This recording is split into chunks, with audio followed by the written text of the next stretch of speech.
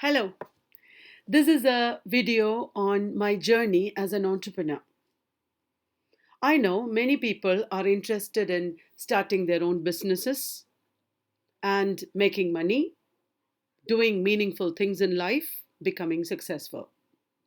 Entrepreneurship is exciting. Business has tremendous possibilities, and being an entrepreneur is also great social service.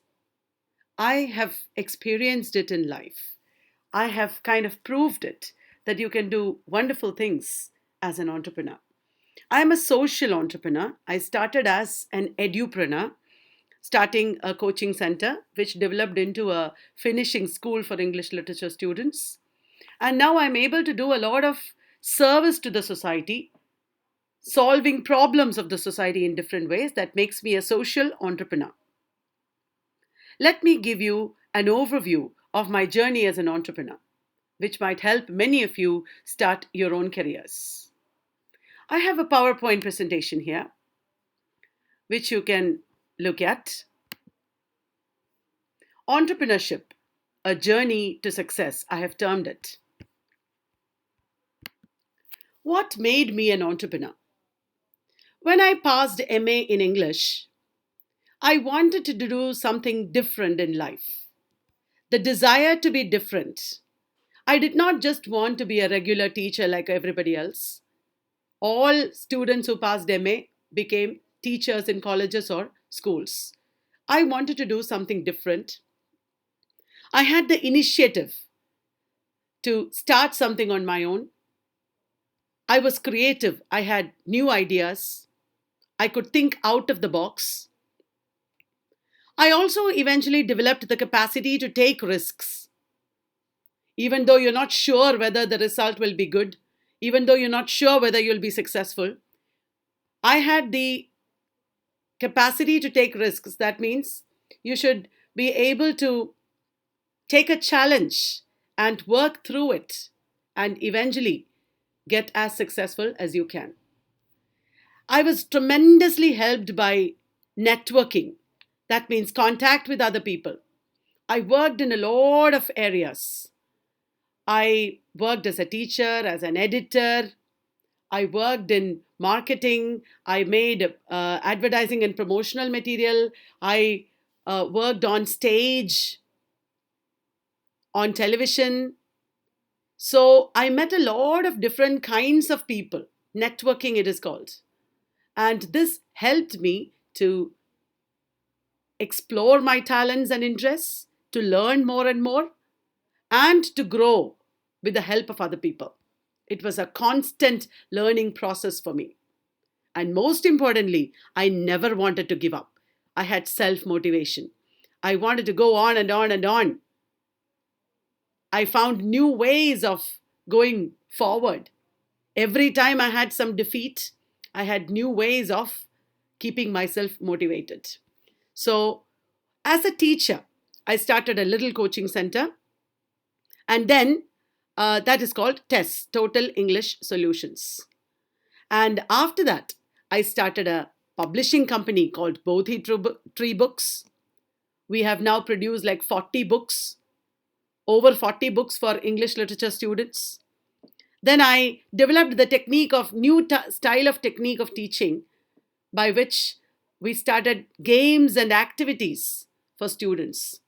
Outdoor games, classroom games, board games, computer games. And this led me to start a gaming club called Ace of Clubs. We have conducted game fests in colleges across India. And to explore what English literature students can do other than teaching, I started a training center, English Literature Professionals Forum or EPROF. This training center I started where we give training to students in other careers, other professions, not only teaching.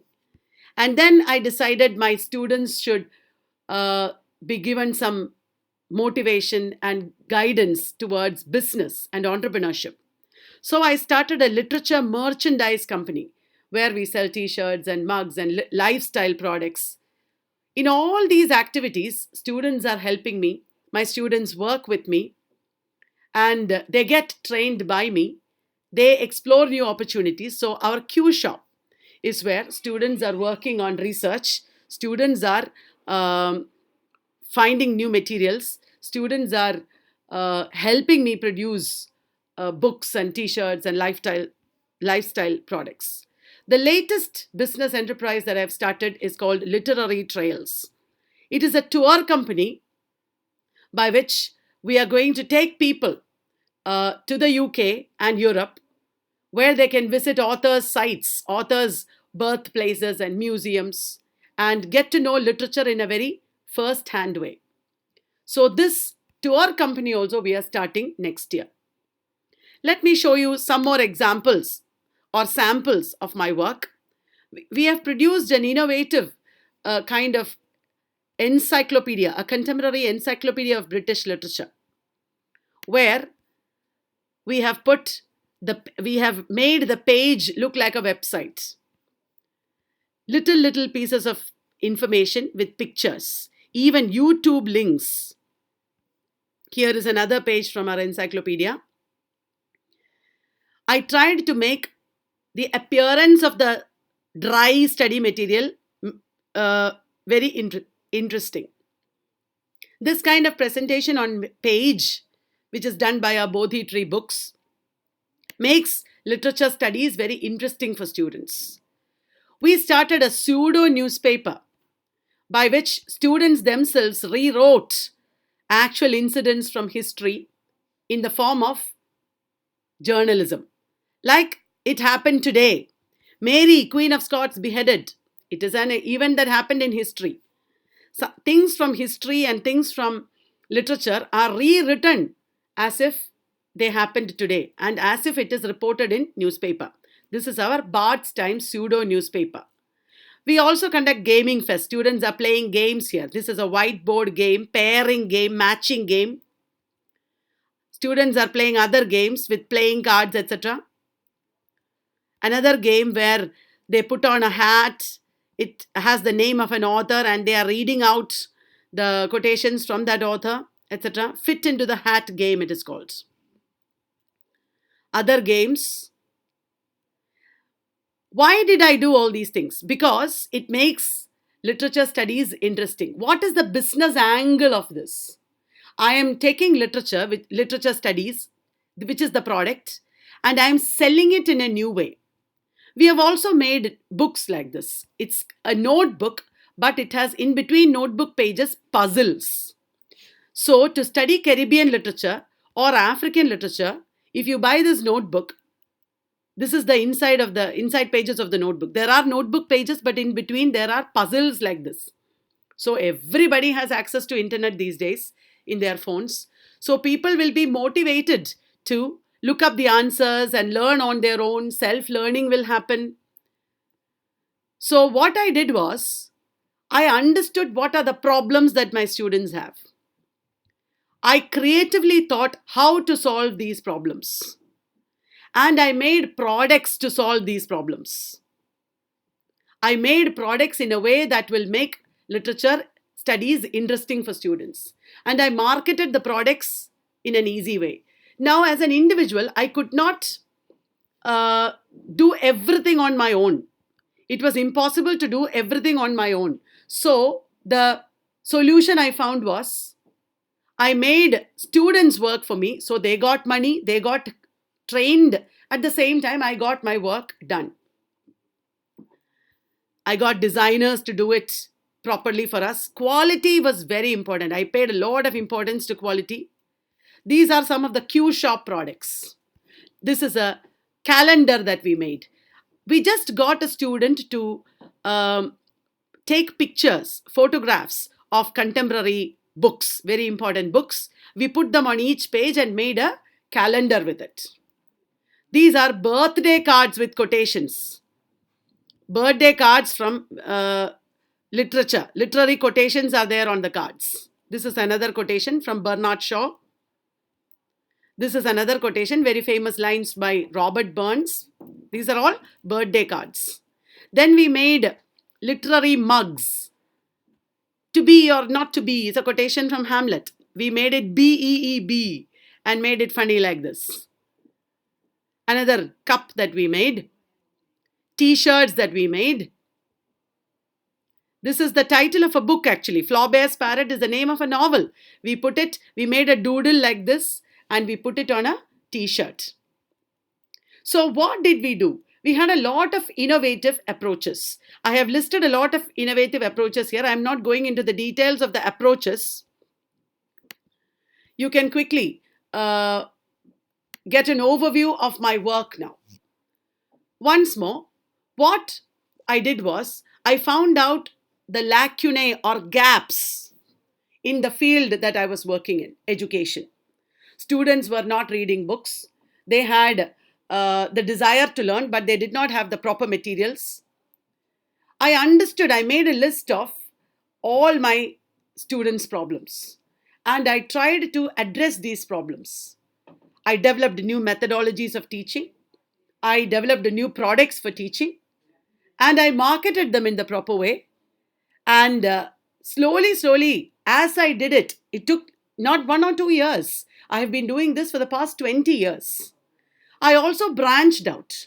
I made new branches. Along with my coaching center, I started publishing company, gaming club. I started literature merchandise shop, literary trails. So a lot of challenges were there. It was not easy. So many things I had to learn newly. My family, my friends, my society was not at the beginning convinced of what I was doing. It was a long struggle, but self motivation that I told you at the beginning helped me a lot. I went on doing it without giving up. I went on learning more and more. I went on creatively exploring new possibilities. And eventually, we developed all these things. It's going on, this learning, this development is going on. It is a continuous process. And what happened was, I became more and more of an entrepreneur. And before I realized it, more than the profit, more than the money, the creative part of it was mattered more. So many people began to take me seriously. A lot of people's lives changed. I could give job opportunities, income to a lot of people. I could give training to a lot of people, everybody who worked with me. I worked in groups always. We gave importance to collaborative work so that everybody can learn and benefit. And this group, working with the group and being the leader of the group is a very, very important thing for the entrepreneur. And you should not give up. Every failure, every challenge that you face is a means of learning more. You don't give up. Every failure is a stepping stone to success. So I could do that. And being a woman was very important for me. It helped me as an entrepreneur. I could understand other people. I could share other people. I could help other people. I could emotionally connect with other people. These are very important qualities of a leader and of an entrepreneur. All these helped me tremendously in my journey. So what are my takes for you? How will you learn from my work and my, career? I have made another slide here. What is the formula for an entrepreneur, according to me, from my experience? First and foremost, you should know your strengths and weaknesses. I was a good teacher to start with. I knew English literature. When I started, I learned English literature properly. That is the first thing I did. If you start a tailoring company, if you start a dress company, the first thing you should do is you should be a tailor yourself. You should know the industry properly. You should know garments. You should have good color sense. You should know what people require. That is very important. If you start something for in the food business, in the restaurant business, you should have good taste of food. You should have good knowledge. If possible, you should be a good cook yourself, because in the beginning as an entrepreneur, you will have to do the cooking yourself. When sometimes the cooks that you employ are on leave, you will have to stand in for them. So there are so many challenges that you will have to face. You will be equipped. You should be equipped for it. You should be ready for it. So first and foremost, you should develop a lot of talents. You should know the subject, the industry properly, thoroughly. You should know your weaknesses also. Where you're weak, don't take it for granted. Don't try to hide your weakness. You should try to um, get other people's help, improve, and also learn to work productively with other people. The second important thing that I learned from my career was find your opportunities. The opportunities are not there always. You have to go find them. Sometimes you have to make them. As a student, I knew that I had lots of challenges. And then when I became a teacher, I realized that my students have challenges. That was not enough. I had to make my students realize that they had these challenges. That was my opportunity. In my teaching, I made my students realize that they have these problems, they have these needs, and they should be addressed. These needs should be addressed. For example, English literature students that I had, they were not aware that they should know economics, they should know history, they should know art. I made them aware that it is very important that they should know all these other subjects. And I made them aware that this is the method of learning these other subjects. I made them aware that I have these products that they can use in order to address their need. So I created my opportunity also. You should have a you perspective. That means you should never think of your needs. You are not running a business in order to address your needs. You are not running a business so that you can address your needs. You can see me as well as see my PowerPoint. So you should have the you perspective. That means you should always think of the customer. You should always think of the client, the student, the person on the other side, and work for them. Address their problems. You should understand what they would like. You don't try to sell them what you like. Did you understand? That is very, very important. I learned that from my experience. You should have the you perspective. That will make you a successful entrepreneur. Then next, be an excellent manager. It is, if you are a good teacher, you will remain a teacher. If you are a teacher plus manager, you can be a good edupreneur. Whatever career you choose in entrepreneurship, whatever area you work in, it is extremely important that you're a good manager. You will have to manage resources. You will have to work within your limited resources. You will have to work with other people, relationship management, financial management, public relations. So many kinds of management are required. An MBA degree does not necessarily make you a good manager. All good managers are not necessarily people with MBA degrees. A good manager is one who understands the society, one who understands other people, one who empathizes with other people. An MBA degree is only an additional advantage. So you should be an excellent manager. You should learn from your mistakes. You should read more about management. It makes you a very good professional. Not only an entrepreneur, a good manager is a very good professional always. A good cook is a good manager. A good doctor is a good manager. A good teacher is a good manager, not only an edupreneur or an entrepreneur. You should have growth, constant, continuous growth, as well as you should have survival strategies. I am teaching for one particular exam. Sometimes the exam may not happen. The government did not conduct that exam. I'm teaching for national eligibility test for lecturers. Once they decided, okay, only one exam in a year. Actually, there are 2 exams in a year. That is a big blow to me. Sometimes they change the pattern. Sometimes they might even stop the exam. I should be ready for all that. There should be survival strategies. You should not be too narrow in your edupreneurship or entrepreneurship. You should have choices. You should have a variety of things to do. Even if this thing happens or goes wrong, there should always be another B plan. So you should have your survival strategies. You should branch out. You should have your growth techniques. You should constantly grow. And you should never give up. You should go on facing challenges. Go on motivating yourself and your team members. Never give up. Because once you start that, if you suppose you worked for 5 years as an entrepreneur, don't give up. You should continue it. Even if you change your career, that entrepreneurship should be there at least in a small form. You can go online, or you can change that method of doing it, but it should go on, because the first 5 years were an investment. You should not lose it. So never give up. It is a lifetime and an exciting profession. The next thing I want to tell you is be ready to adapt and diverge.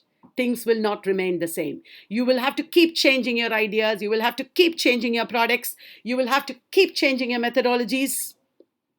Branch out into all related areas. Do not, if you start entrepreneurship in one area, do not start something completely in a different area. Instead, from here, you branch out into all the related areas. Like I did. I started teaching English literature, and everything else I did was to do with English literature students.